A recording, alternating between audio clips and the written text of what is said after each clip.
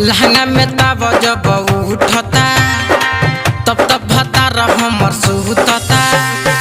लहंगा में तब जब उठता है रे तब तब भतार हमर सुतता।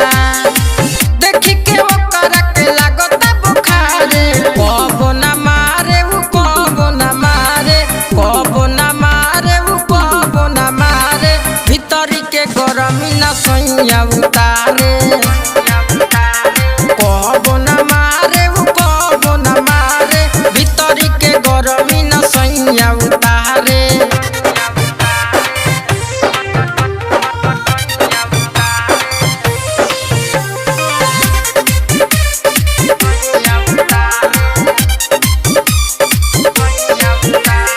माँ जगदम्बा रिकॉर्डिंग स्टूडियो माधोपुर।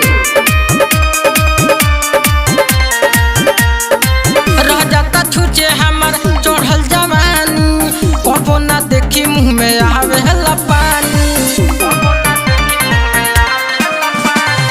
रह जाता छुचे हमर चढ़ल जवानी कबो न देखी मुँह में आवे पानी।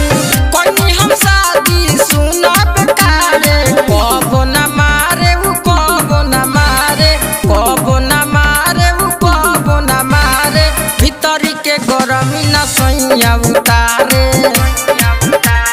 कबो न मारे उ कबो न मारे भीतरी के गरमी न सैया उतारे।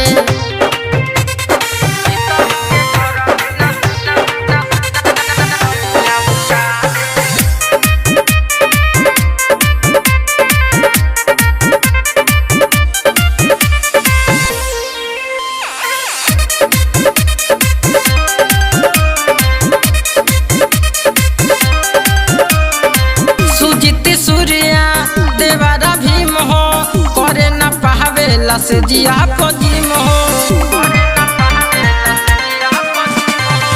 सुजित सूर्या देवरा भीम हो करे न पावेला से जिया पजीम हो।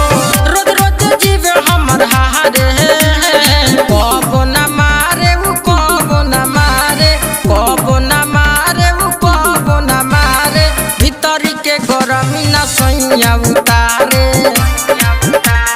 कबो न मारे उ कबो न मारे भीतरी के गरमी न सैया उतारे।